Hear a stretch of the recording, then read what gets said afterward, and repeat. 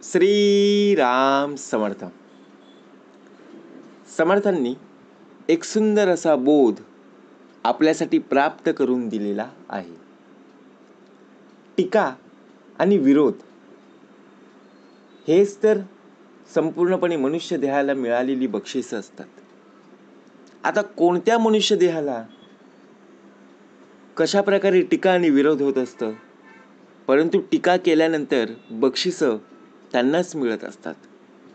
म्हणजे विचार जर केला, त्याच्या कामासाठी होणारी टीका आणि विरोध हा त्याचा अपमान नसून समाजाला प्रगतीच्या दिशेने घेऊन जाण्यासाठी तो करत असलेला प्रयत्न. आपण विचार करतो ना, एखादी व्यक्ती जर चांगलं कार्य करत असेल तर त्या व्यक्तीला आपण विरोध करतो, टीका करत असतो, परंतु ती व्यक्ती कधी हार मानत नाही. त्यांना माहीत असतं मी चांगलं कार्य करत आहे, माझ्यावर टीका आणि विरोध होईलच, परंतु हा माझा अपमान नाही आहे. परंतु समाजाच्या दृष्टीने समाजाला प्रगतीच्या दिशेने घेऊन जाण्यासाठी माझा देह हा नक्कीच प्रयत्न करणारा आहे. आणि त्यातून जे होणारे बदल आहे तेच त्याचं खरं यश आणि पुरस्कार आहेत. नंतर आपल्याला सुचतं, नंतर आपण विचार करत बसतो, अरे या व्यक्तीला बोलणं आपल्याला खूप महागात पडलं. कारण ही व्यक्ती वाईट गोष्ट करत नव्हती, तर चांगल्या कार्यासाठी बघा ती तत्पर होती. एखाद्या व्यक्तीला आणि बघा त्याचा संघर्ष, जो व्यक्ती या समाजातील वाईट प्रथा, अंधश्रद्धा आणि अन्याय दूर करण्याचा प्रयत्न करतो ना, त्याला नेहमी गावातील लोक, शहरातील लोक, संपूर्णपणे जिल्ह्यातील लोक, तालुक्यातली लोक नेहमीच त्याला स्वीकारत नाही. समर्थ म्हणाले, कुणाच्या अंतरी लागेल धक्का, ऐसे वर्तणूक करू नका आणि कुणालाही बोलू नका, कारण बोलल्यावर राग येतो. अनेकदा तो काय करत असतो, टीका आणि विरोधकांना बघा, विरोध जे दर्शवतात त्यांना तो सामोरी जातो, परंतु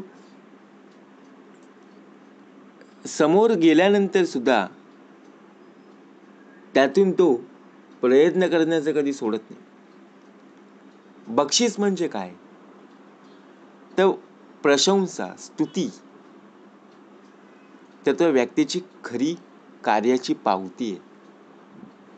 त्याने ट्रॉफी देऊन, शाल देऊन, बघा आपण विचार करतो, अरे यानं खरी म्हणजे बक्षीस दिलं पाहिजे.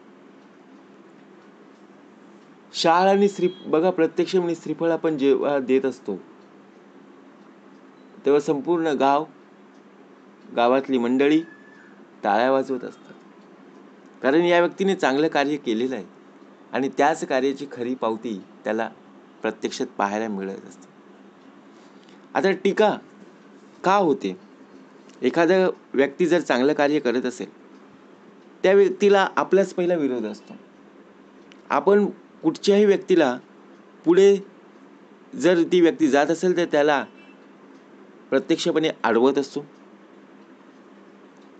कारण आपल्या पुढे कोणीही जाऊ नये असं आपला काय असतं, अट्टहास असतो, असं आपल्या मनाला वाटत असतं.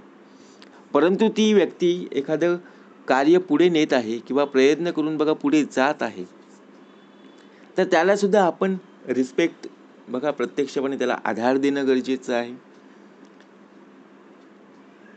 परंतु ती व्यक्ती सकारात्मक बदल घडवून आणण्याचा जरी प्रयत्न करत असला तरी लोक बघा प्रत्यक्षपणे त्याला स्वीकारत नाही. परंतु ज्यावेळी लोक स्वीकार करत असतात त्यावेळी त्याचं संपूर्णपणे यशाला तो बघा नक्कीच ना पात्र होत असतो. मग सत्याचं प्रतीक काय आहे, आपला देह हा नेहमी सत्याच्या मार्गावर चालणारा हवा, त्यामुळे त्याला विरोध होतातच. विरोध कोणाला होत नाही हो.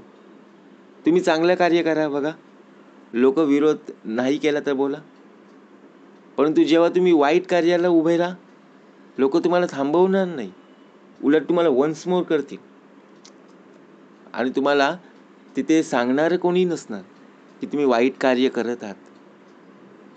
बरोबर की नाही.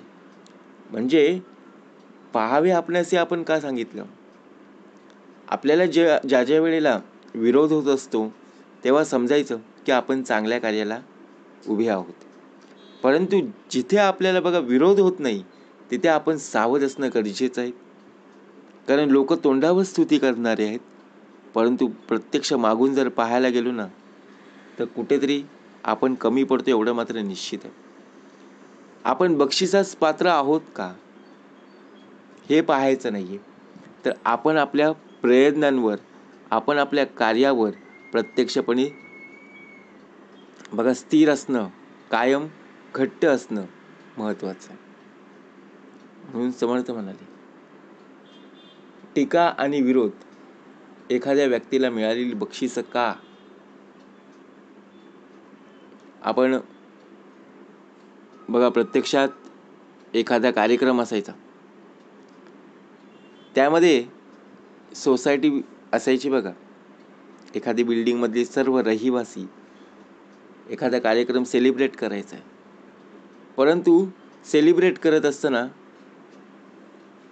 प्रथमतः मीटिंग व्हायची किंवा गावातली मंडळी असतील, गावकीची मीटिंग एखाद्या मंदिरामध्ये ठेवायचं. त्यामध्ये सर्वांचीच बघा एकजूट होत नाही, बरोबर की नाही? त्यासाठी महत्त्वाचे बघा व्यक्ती ठरवले जातात की बाबा तुमच्यावर ही जबाबदारी आहे, तुमच्यावर ती जबाबदारी आहे. परंतु आपण जर विचार केला संघर्ष कोणामध्ये, तर प्रत्यक्षात ज्या व्यक्तीकडे जो कारभार दिलेला आहे तो पूर्णपणे त्यांनी सांभाळ केला पाहिजे. परंतु असं होत असताना समोरील जी व्यक्ती आहे आपल्यासारखी, ती नेहमीच काय करत असते बघा, प्रत्यक्षपणे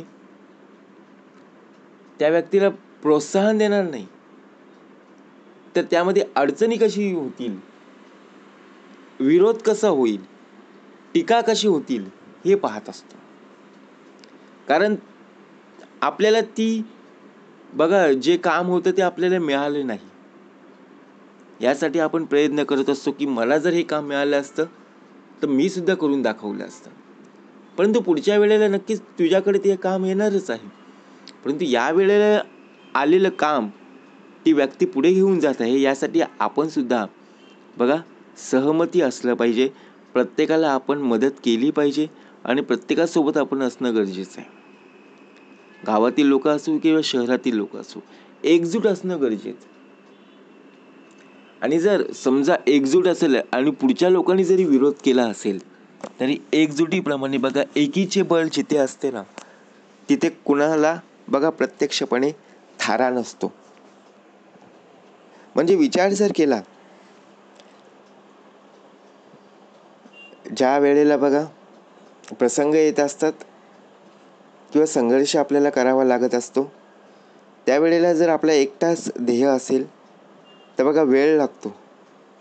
परंतु एकजूट जर असेल, आपल्यासोबत जर कोणी बघा आपली मित्रमंडळी असतील, तर बघा आलेला संघर्ष, आलेली अडचण केव्हा दूर होईल ते सांगता पण येणार नाही. म्हणून समर्थ म्हणाले, टीका आणि विरोध शब्दांमध्येच बघा प्रत्यक्ष जर पाहायला गेलो तर टीका होत असते. शब्दांमध्ये संवाद घडत असताना वाद होत असतात आणि मग त्यामुळे विरोध हे होणारच आहेत. परंतु ज्या वेळेला आपण चांगलं कार्य करू ना, त्यावेळेला पहिल्यांदा आपल्या कार्यामध्ये बघा विरोध दर्शवणारी लोक पाहायला मिळतील, टीका करणारी लोक आपल्याला पाहायला मिळतील, परंतु नंतर त्याच कार्याची पोचपावती प्रत्यक्षात बक्षिसांमधून आपल्याला दिसून मिळेल बघा, दिसून होईल. आणि त्याचप्रमाणे लोकांना सुद्धा आपलं जे काही कार्य होतं ते नक्कीच आवडायला भाग पाडेल. म्हणून विचार जर केला तर प्रत्यक्षात विरोध दर्शवणारी जी लोक आहेत ना, त्यांना कधी दूर करायचे नाहीत. ते आपल्यासाठी बघा प्रत्यक्षपणे आपल्यातली जी कला आहे ना ती लोकांपुढे कशी सादर होईल यासाठी ते विरोध करत असतात. आपण कमीपणा कधी घ्यायचा नाहीये आणि आपण कधी स्वार्थीपणा नसावा, गर्वपणा नसावा. जे कार्य करायचं आहे ना ते उत्तम रीतीने करायचं आहे. लोक टीका करणारे आहेत त्यांच्याकडे लक्ष देऊ नका.